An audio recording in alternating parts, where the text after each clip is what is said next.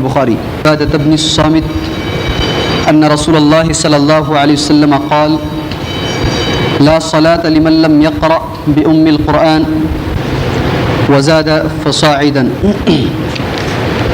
وعن أبي هريرة رضي الله عنه عن النبي صلى الله عليه وسلم قال من صلى صلاة لم يقرأ فيها بأم القرآن فهي خداج ثلاثا غير تمام. فقيل لأبي هريرة إنا نكون وراء الإمام فقال اقرأ بها في نفسك فإني سمعت رسول الله صلى الله عليه وسلم يقول قال الله عز وجل قسمت الصلاة بيني وبين عبدي إلى آخر الحديث. رواه مسلم.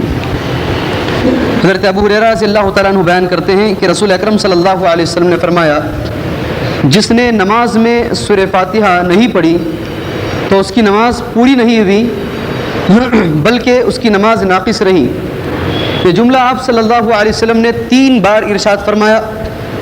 لوگوں نے پوچھا کہ جب ہم امام کے پیچھے ہوں تو کیا کریں؟ حضرت ابو ہریرہ رضی اللہ تعالیٰ عنہ نے جواباً کہا اس وقت تم لوگ آہستہ سورہ فاتحہ پڑھ لیا کرو، کیونکہ میں نے رسول اکرم صلی اللہ علیہ وسلم کو اللہ عز و جل کا یہ قول فرماتے ہوئے سنا ہے کہ نماز میرے اور میرے بندے کے درمیان آدھی آدھی تقسیم ہو چکی ہے اور میرا بندہ جو سوال کرتا ہے وہ پورا کیا جاتا ہے. جب کوئی شخص الحمدللہ رب العالمین کہتا ہے تو اللہ عز و جل فرماتا ہے کہ میرے بندے نے میری تعریف کی، اور نمازی جب الرحمن الرحیم کہتا ہے تو اللہ تعالیٰ فرماتا ہے کہ میرے بندے نے میری توصیف کی، میری ثنا بیان کی. اور نمازی جب مالک یوم الدین کہتا ہے تو اللہ عز و جل فرماتا ہے کہ میرے بندے نے میری بزرگی بیان کی. اور یوں بھی کہتا ہے کہ میرے بندے نے اپنے سب کام میرے سپرد کر دیے ہیں. اور نمازی جب ایاک نعبد و ایاک نستعین پڑھتا ہے تو اللہ عز و جل کہتا ہے یہ میرے اور میرے بندے کے درمیانی معاملہ ہے، میرا بندہ جو سوال کرے گا وہ اس کو ملے گا. پھر جب نمازی اپنی نماز میں اہدنا الصراط المستقیم صراط الذین انعمت علیہم غیر المغضوب علیہم ولا الضالین پڑھتا ہے تو اللہ تعالیٰ جواب میں کہتا ہے یہ سب میرے اس بندے کے لیے ہے اور یہ جو کچھ طلب کرے گا وہ اسے دیا جائے گا. سفیان نے کہا میری دریافت پر یہ حدیث مجھ سے علا بن عبد الرحمن بن یعقوب نے اس وقت بیان کی جب کہ وہ بیمار تھے اور میں ان کی عیادت کے لیے گیا تھا. یہ حدیث صحیح مسلم شریف کے اندر موجود ہے. باب وجوب القراءۃ فی کل رکعۃ میں اس کو ذکر کیا ہے. حاضرین، اتنی لمبی حدیث آپ کے سامنے پڑھنے کی وجہ اس لیے پیش آئی، ویسے اس حدیث کے اندر کئی مسائل ہیں. پہلا مسئلہ تو یہ ہے کہ سورہ فاتحہ پڑھنا ضروری ہے ہر رکعت کے اندر. میں اس کے بارے میں کچھ بھی نہیں بولوں گا، اس لیے کہ اس کے بعد میں جو باتیں ہیں بعد میں آئیں گی انشاءاللہ.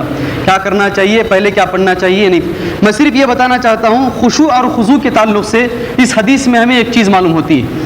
خشوع اور خضوع کے تعلق سے باقی بہت ساری باتیں نماز میں سورہ فاتحہ امام کے پیچھے کیسے پڑھنا ہے یہ ساری باتیں اس کے اندر موجود ہیں، لیکن وہ موقع اب نہیں ہے. ہم جس بحث میں چل رہے ہیں، ہماری جو باتیں چل رہی ہیں وہ نماز میں اللہ کا ڈر، نماز میں خشوع اور خضوع کیسے پیدا کیا جائے، بس یہی ہے. کوئی آدمی یہ نہ کرے مولوی صاحب تمہیں حدیث پڑھے ہیں وہ نہیں بتائے، یہ نہیں بتائے، بعد میں بتاتی ہے، یہ نہیں. انشاءاللہ بعد میں آئے گی. آپ پر یہ ذمہ داری ہے کہ آپ لگاتار دروسوں کو یعنی آتے رہیں دروسوں میں، انشاءاللہ آپ کو ساری باتیں وقتاً فوقتاً ترتیب کے ساتھ مل جائیں گی انشاءاللہ. تو میں آج آپ کے سامنے سورہ فاتحہ پڑھنا چاہیے نہیں پڑھنا چاہیے اس کے بارے میں کچھ نہیں بولوں گا. آج مجھے یہ بتانا ہے نمازی جب نماز میں کھڑا ہوتا ہے تو اس کے ذہن میں یہ خیال ہونا چاہیے کہ میں جب سورہ فاتحہ پڑھتا ہوں تو اللہ تبارک و تعالیٰ میرا جواب دے رہا ہے. بس یہی بات مجھے آپ کو بتانی ہے. نمازی جب نماز میں کھڑا ہوتا ہے اور جب سورہ فاتحہ پڑھتا ہے، پڑھنا واجب ہے یہ الگ بات ہے، یہ الگ مسئلہ ہے، یہ آپ اپنے ذہن میں رکھیں.